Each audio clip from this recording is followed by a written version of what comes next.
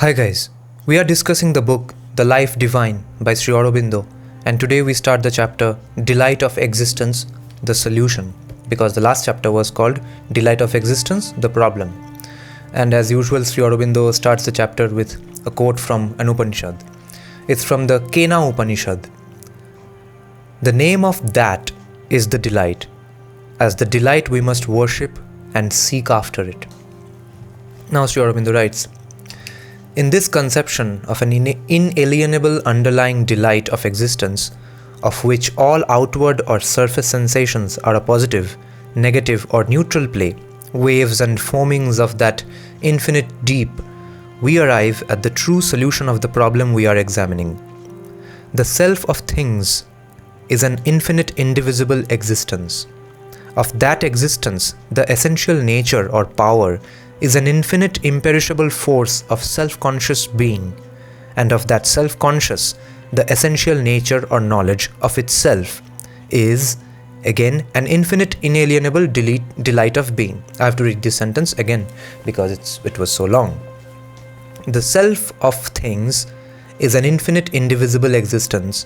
Of that existence, the essential nature or power is an infinite imperishable force of self-conscious being, and of that self-conscious, the essential nature or knowledge of itself is, again, an infinite inalienable delight of being. In formlessness and in all forms, in the eternal awareness of infinite and indivisible being, and in the multiform appearances of finite division, this self-existence preserves perpetually its self-delight. As in the apparent inconscience of matter, our soul, growing out of its bondage to its own superficial habit and particular mode of self-conscious existence, discovers that infinite conscious force, constant, immobile, brooding, so in the apparent non-sensation of matter, it comes to discover and attune itself to an infinite conscious delight, I don't know how to pronounce this word, imperturbable, which basically means it can't be interrupted. Imperturbable, ecstatic, all-embracing.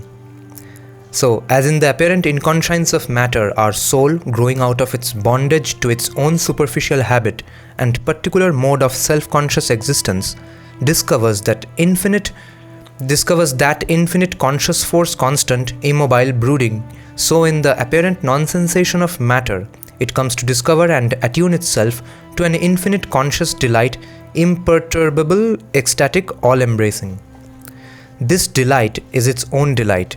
This self is its own self in all, but to our ordinary view of self and things which awakes and moves only upon surfaces, it remains hidden, profound, subconscious.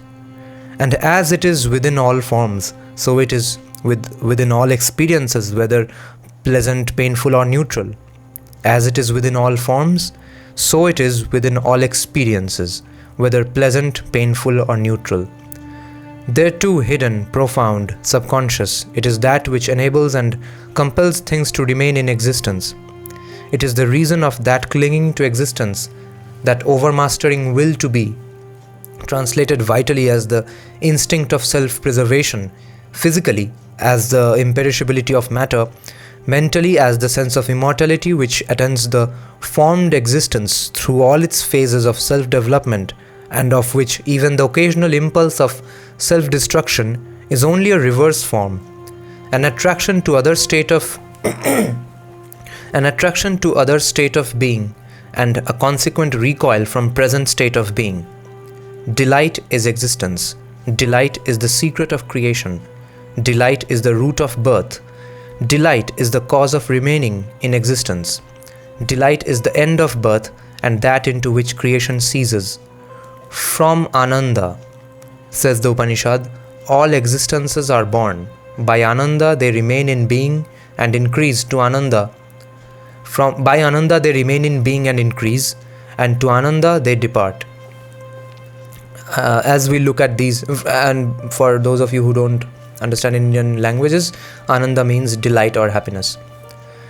As we look at these three aspects of essential being, one in reality, triune to our mental view, separable only in appearance, in the phenomena of the divided consciousness, we are able to put in their right place the divergent formulae of the old philosophies so that they unite and become one, ceasing from their age-long controversy. For if we regard world existence only in its appearances and only in its relation to pure, infinite, indivisible, immutable existence, we are entitled to regard it, describe it and realize it as Maya. Maya in its original sense meant a comprehending and containing consciousness capable of embracing, measuring and limiting and therefore formative. It is that which outlines, measures out, molds forms in the formless, psychologizes and seems to make knowable the unknowable, geometricizes and seems to make measurable the limitless. Later, the word came from its original sense of knowledge, skill, intelligence to acquire a pejorative sense of cunning, fraud or illusion, and it is in the figure of an enchantment or illusion that it is used by the philosophical systems. World is Maya. World is not unreal in the sense that it has no sort of existence, for even if it were only a dream of the self, still it would still exist in it with capital I.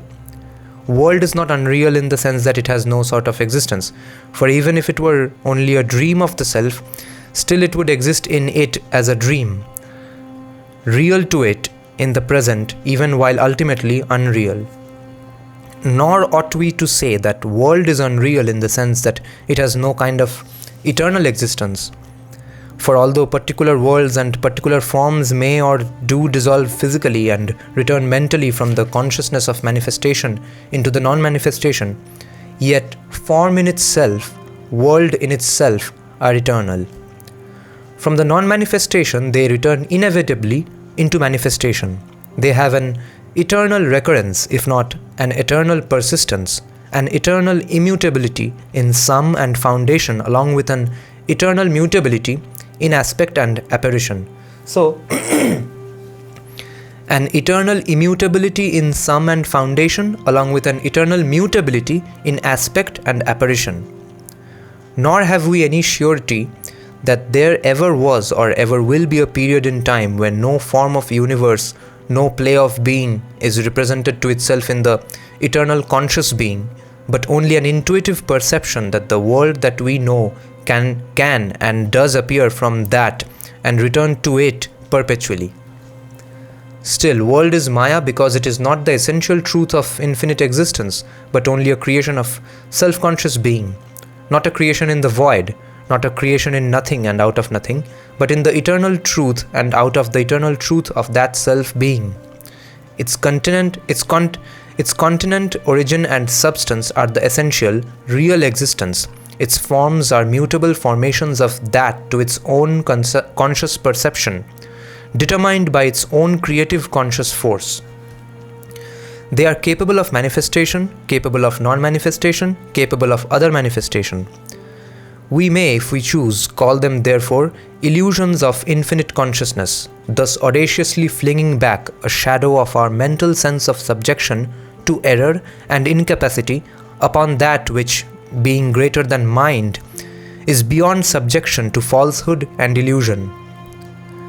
But seeing that the essence and substance of existence is not a lie, and that all errors and deformations of our divided consciousness represent some truth of the indivisible self-conscious existence, we can only say that the world is not essential truth of that, but phenomenal truth of its free multiplicity and infinite superficial mutability, and not truth of its fundamental and immutable unity. Let's read this sentence again.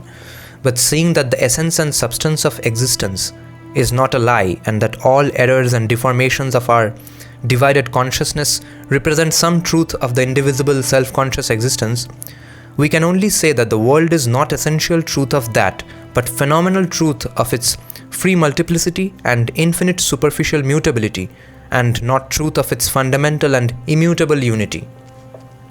If, on the other hand, we look at world existence in relation to consciousness only and to force of consciousness, We may regard, describe, and realize it as a movement of force obeying some secret will or else some necessity imposed on it by the very existence of the consciousness that possesses or regards it. So, we may regard, describe, and realize it as a movement of force obeying some secret will or else some necessity imposed on it by the very existence of the consciousness that possesses or regards it.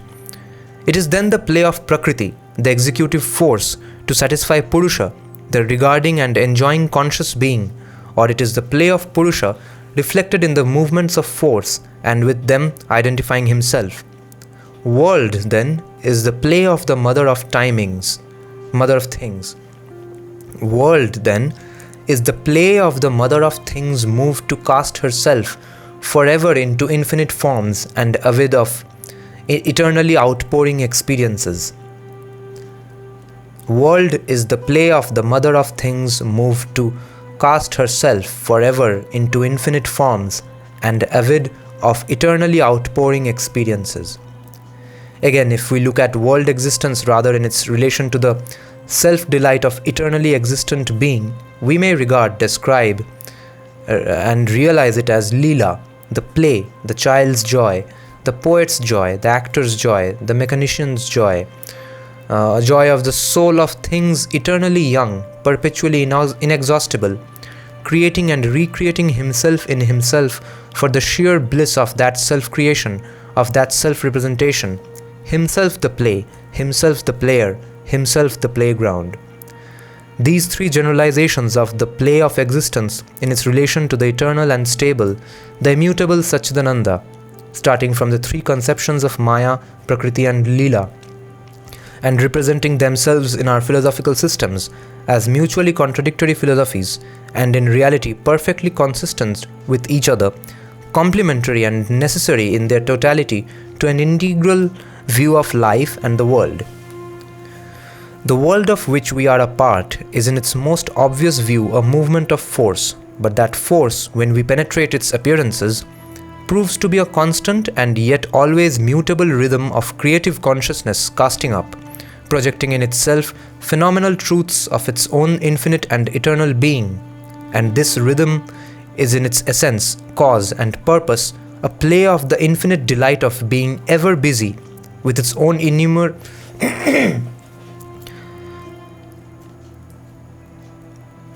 The world of which we are a part is in its most obvious view a movement of force, but that force, when we penetrate its appearances, proves to be a constant and yet always mutable rhythm of creative consciousness casting up, projecting in itself phenomenal truths of its own infinite and eternal being, and this rhythm is in its essence, cause and purpose a play of the infinite delight of being ever busy with its own innumerable self-representations. This triple or triune view must be the starting point for all our understanding of the universe. Since, then, eternal and immutable delight of being, moving out into infinite and variable delight of becoming, is the root of the whole matter, we have to conceive one indivisible conscious being behind all our experiences, supporting them by its inalienable delight and affecting by its movement the variations of pleasure, pain, and neutral indifference in our sensational existence.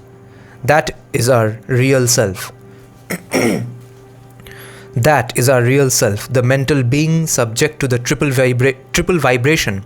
The mental being subject to the triple vibration can only be a representation of our real self put in front for the purposes of that sensational experience of things, which is the first rhythm of our divided consciousness in its response and reaction to the multiple contacts of the universe. It is an imperfect response, a tangled and discordant rhythm preparing and preluding the full and unified play of the conscious being in us.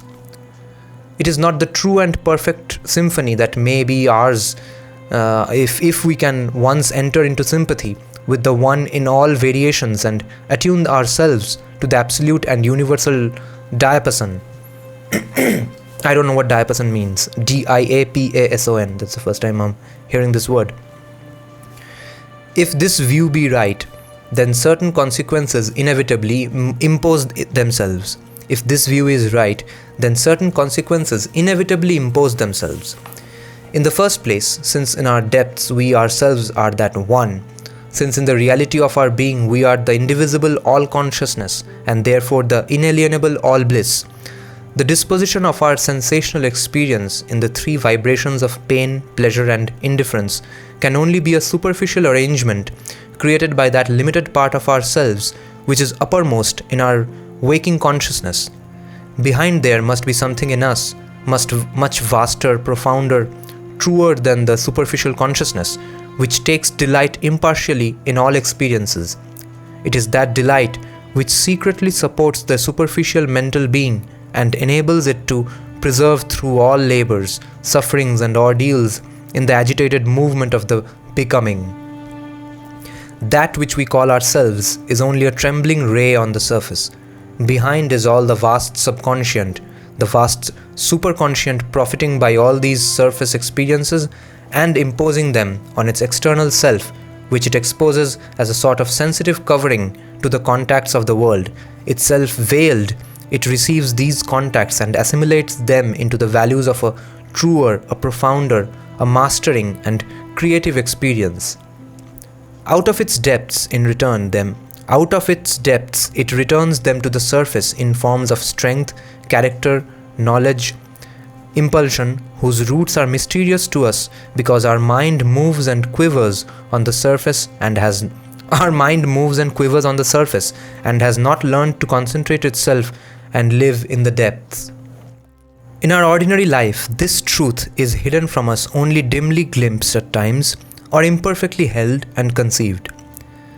But if we learn to live within, we infallibly awaken to its presence within us, which is our more real self, a presence profound, calm, joyous, and puissant of which the world is not the master, a presence which, if it is not the Lord Himself, is the radiation of the Lord within. What a great sentence. And it might not be the Lord, but if anything, it might be the radiation of the Lord within us. We are aware of it within supporting and helping the apparent and superficial self, and smiling at its pleasures and pains, as at the error and passing of a little child. And if we can go back into ourselves and identify ourselves, not with our superficial experience, but with that radiant penumbra of the divine, we can live in that attitude towards the contacts of the world, and standing back in our entire consciousness from the pleasures and pains of the body, vital being and mind, possess them as experiences whose nature, being superficial, does not touch or impose itself on our core and real being. In the entirely expressive Sanskrit terms, there is an Anandamaya behind the Manomaya, a vast bliss self behind the limited mental self, and the latter is only a shadowy image and disturbed reflection of the former. The truth of ourselves lies within and not on the surface. Again, this triple vibration of pleasure, pain and indifference, being superficial, being an arrangement and result of our imperfect evolution, can have in it no absoluteness, no necessity. There is no real obligation on us to return to a particular contact, a particular response of pleasure, pain or neutral reaction. There is only an obligation of habit. We feel pleasure or pain in a particular contact because that is the habit our nature has formed, because that is the constant relation the recipient has established with the contact,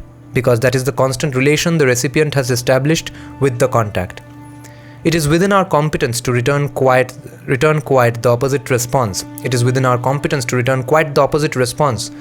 Pleasure where we used to have pain, pain where we used to have pleasure. It is equally within our competence to accustom the superficial being to return instead of the mechanical reactions of pleasure, pain and indifference, that free reply of inalienable delight, which is the constant experience of the true and vast bliss self within us.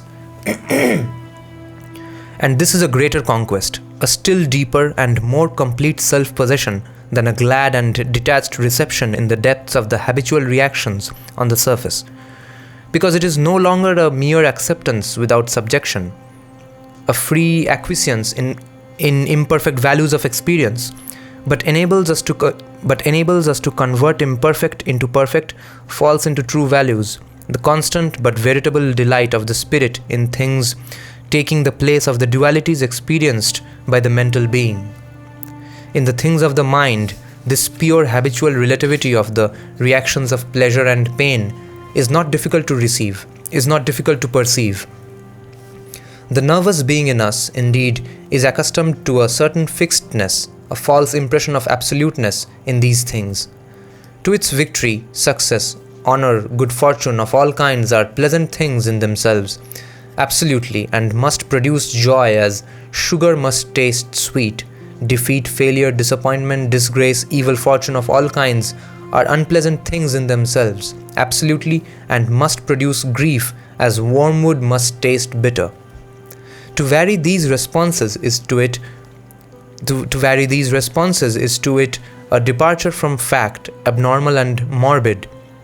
For the nervous being, because the nervous being is a thing enslaved to habit, and in itself the means devised by nature for fixing constancy of reaction, sameness of experience, the settled scheme of man's relations to life. The mental being, on the other hand, is free, for it is the means she has devised the flexibility and variation for change and progress. It is subject only so long as it chooses to remain subject, to dwell in one mental habit rather than in another, or so long as it allows itself to be dominated by its nervous instrument.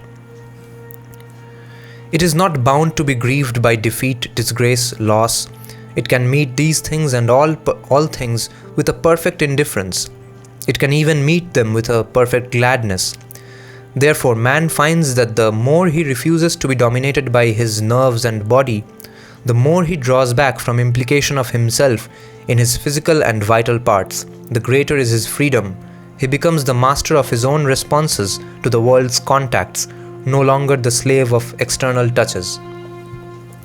In regard to physical pleasure and pain, it is more difficult to apply the universal truth, for this is the very domain of the nerves and the body, the center and seat of that in us whose nature is to be dominated by external contact and external pressure. Even here, however, we have glimpses of the truth. We see it in the fact that, according to the habit, the same physical contact can be either pleasurable or painful, not only to different individuals, but to the same individual under different conditions or at different stages of his development. We see it in the fact that men in periods of great excitement or high exaltation remain physically indifferent to pain or unconscious of pain under contacts which ordinarily would inflict severe torture or suffering.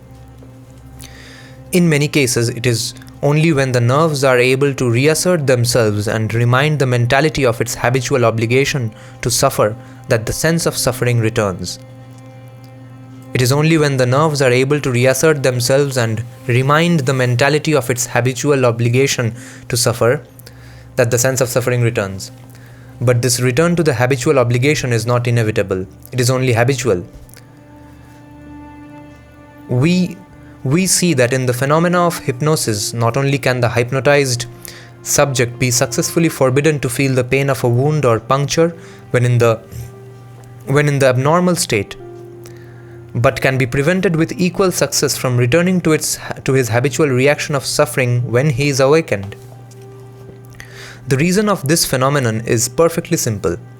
It is because the hypnotizer suspends the habitual waking consciousness, which is the slave of nervous habits, and is able to appeal to the subliminal mental being in the depths, the inner mental being who is master, if he wills, of the nerves and the body. But this freedom, which is effected by hypnosis abnormally, rapidly, without true possession, by an alien will, may equally be won normally, gradually, with true possession, by one's own will, so as to effect partially or completely a victory of the mental being over the habitual nervous reactions of the body. Sounds like a motivational speaker now. Pain of mind and body is a device of nature, that is to say, of force in her works, meant to subverse a definite transitional end in her upward evolution. The world is, from the point of view of the individual, a play and complex shock of multitudinous forces. In the midst of this complex play, the individual stands as a limited constructed being with a limited amount of force, exposed to numberless shocks which may wound, maim, break up, or disintegrate the construction which he calls himself. Pain in the nature of a nervous and physical recoil from a dangerous or harmful contact. It is a part of what the Upanishad calls jugupsa, the shrinking of the limited being from that which is not himself and not sympathetic or in harmony with himself, its impulse of self-defense against others. It is from this point of view an indication by nature of that which has to be avoided, or if not successfully avoided, has to be remedied. It does not come into being in the purely physical world so long as life does not enter into it. Because till then, mechanical methods are sufficient. Its office begins when life, with its frailty and imperfect possession of bliss, the path is surrender and loss of the ego in the universal and possession of an all-pervading equal delight. We need to read this sentence again. Its office begins when life, with its frailty and imperfect possession of matter, enters on the scene. It grows with the growth of mind in life. Its office continues so long as mind is bound in the life and body which it is using, dependent upon them for its knowledge and means of action, subjected to their limitations and to the egoistic impulses and aims which are born of those limitations. But if and when mind in man becomes capable of being free, unegoistic, in harmony with all other things, and with the play of the universal forces, the use and office of suffering diminishes. Its raison d'être, I don't know how to pronounce that French word, its raison d'être must finally cease to be, and it can only continue as an atavism of nature, a habit that has survived its use, a persistence of the lower in the as yet imperfect organization of the higher. Its eventual elimination must be an essential point in the destined conquest of the soul over subjection to matter and egoistic limitation in mind. This elimination is possible because pain and pleasure themselves are currents, one imperfect, the other perverse, but still currents of the delight of existence. Both pain and pleasure, one is imperfect and the other is perverse.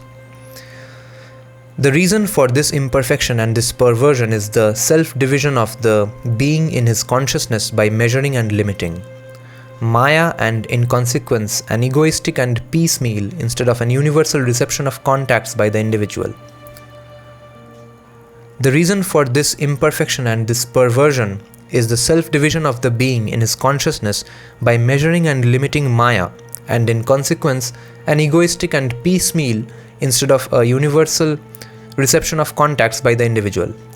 For the universal soul of all things and all contacts of things carry in them an essence of delight best described by the Sanskrit aesthetic term rasa, rosh, which means at once sap or essence of a thing and its taste. It is because we do not seek the essence of the thing in its contact with us, but look only to the matter in which it affects our desires and fears, our cravings and shrinkings, that grief and pain, imperfect and transient pleasure or indifference, that is to say, blank inability to seize the essence, are the forms taken by the rasa. If we could be entirely disinterested in mind and heart and impose that detachment on the nervous being, the progressive elimination of these imperfect and perverse forms of rasa would be possible, and the true essential taste of the inalienable delight of existence in all its variations would be within our reach. We attain to something of this capacity for variable but universal delight in the aesthetic reception of things as represented by art and poetry, so that we enjoy there the rasa or taste of the sorrowful, the terrible, even the horrible or repellent. He makes a side note that, so termed in Sanskrit rhetoric, the karuna Bhayanaka, and the Bibhatsa rasas. Karuna ras, Bhayanaka ras, and Bibhatsa ras. Sorrowful, terrible, even the horrible or repellent. And the reason is because we are detached, disinterested, not thinking of ourselves or of self-defense, that is jugupsa. But only of the thing and its essence. We are not thinking of ourselves or of self-defense, but only of the things and its essence. Certainly, this aesthetic reception of contacts is not a precise image or reflection of the pure delight, which is supramental and supra-aesthetic, for the latter would eliminate sorrow, terror, horror, and disgust with their cause, while the former admits them. But it represents partially and imperfectly one stage of the progressive delight of the universal soul in things in its manifestations, and it admits us in one part of our nature to that. I have to read this sentence again. Certainly, this aesthetic reception of contacts is not a precise image or a reflection of the pure delight, which is supramental and supra-aesthetic, because the latter would eliminate sorrow, terror, horror, and disgust with their cause, while the former admits them. But it represents partially and imperfectly one stage of the progressive delight of the universal soul in things in its manifestations. What a complex sentence. But it represents partially and imperfectly one stage of the progressive delight of the universal soul in things in its manifestation, and it admits us in one part of our nature to that detachment from egoistic sensation and that universal attitude through which the own soul sees harmony and beauty, where we divided beings experience rather chaos and discord. The full liberation can come to us only by a similar liberation in all our parts, the universal aesthesis, the universal standpoint of knowledge, the universal detachment from all things, and yet sympathy with all in our nervous and emotional being. Since the nature of suffering is a failure of the conscious force in us to meet the shocks of existence, and a consequent shrinking and contraction, and its root is an inequality of that receptive and possessing force due to our self-limitation by egoism, consequent on the ignorance of our true self of Satchidananda, the elimination of suffering must first proceed by the substitution of titiksa, the facing, enduring, and conquest of all shocks of existence, for jugupsa, the shrinking and contradiction. By this endurance and conquest we proceed to an equality, which may be either an equal indifference to all contacts or an equal gladness in all contacts. And this equality again must find a firm foundation in the substitution of the Satchidananda consciousness, which is all bliss, for the ego consciousness which enjoys and suffers.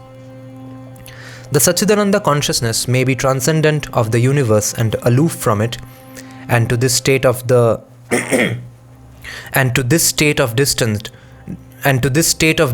bliss, the path is equal indifference.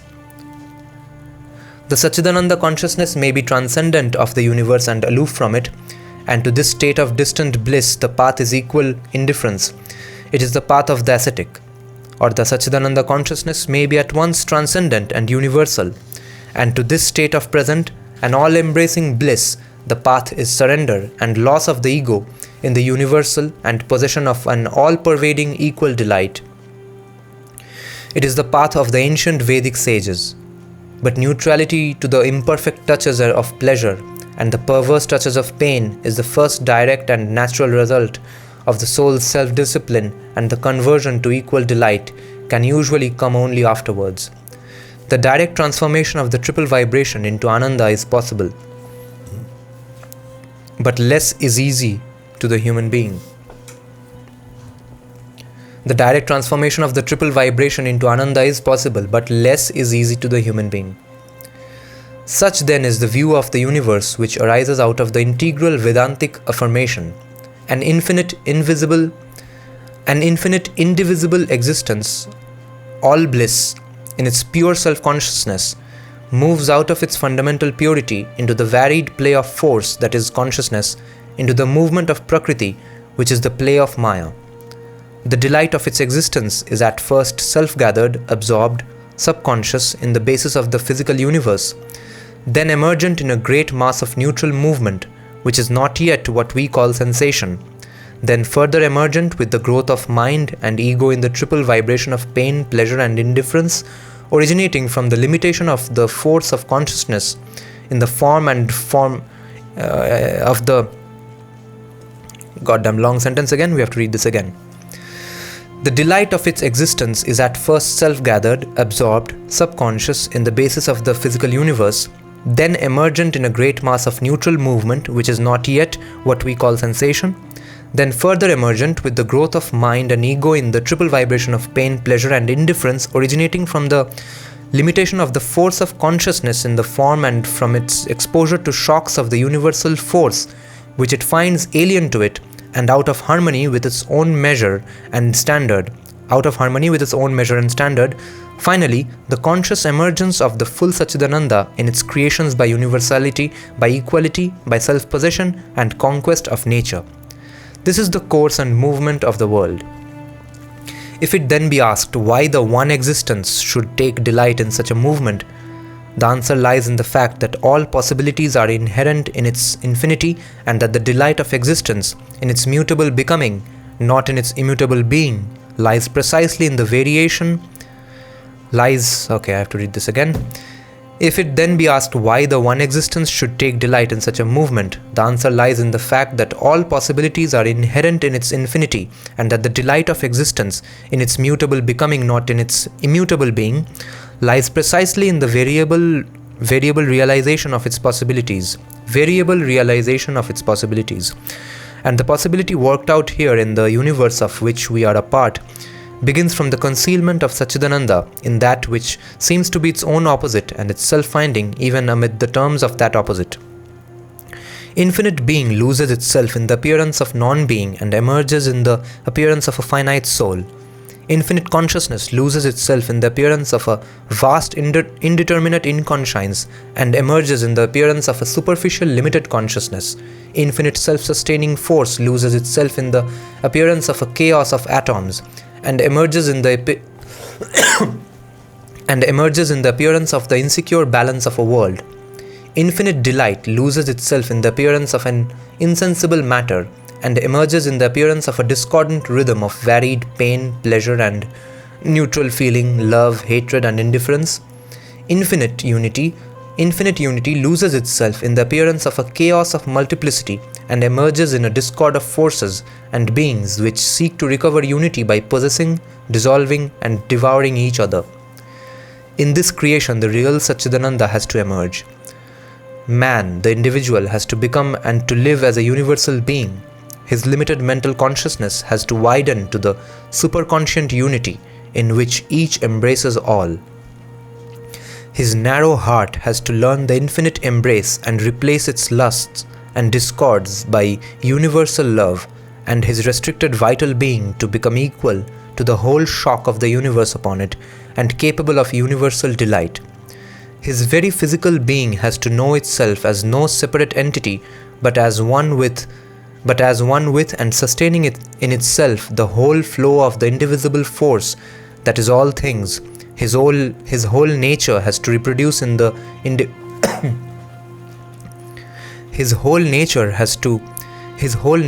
reproduce in the individual the unity, the harmony, the oneness in all of the supreme existence consciousness bliss. Through all this play, the secret reality is always one and the same delight of existence. Through all this play, the secret reality is always one and the same delight of existence. The same in the delight of the subconscious sleep before the emergence of the individual, in the delight of the struggle and all the varieties, vicissitudes, perversions, conversions, reversions of the effort to find itself amid the mazes of the half-conscious dream of which the individual is the center, and in the delight of the eternal superconscient self-possession into which the individual must wake and there become one with the indivisible Satchidananda. Let's read this sentence again. through all this play, the secret reality is always one and the same delight of existence, the same in the delight of the subconscious sleep before the emergence of the individual, in the delight of the struggle and all varieties, vicissitudes, perversions, conversions, reversions of the effort to find itself amid the mazes of the self, perversions, conversions, reversions of the effort to find itself amid the mazes of the half-conscious dream of which the individual is the center, and in the delight of the eternal superconscient self-possession into which the individual must wake and there become one with the indivisible Satchidananda. This is the play of the One, the Lord, the All, as it reveals itself to our liberated and enlightened knowledge from the conceptive standpoint of this material universe.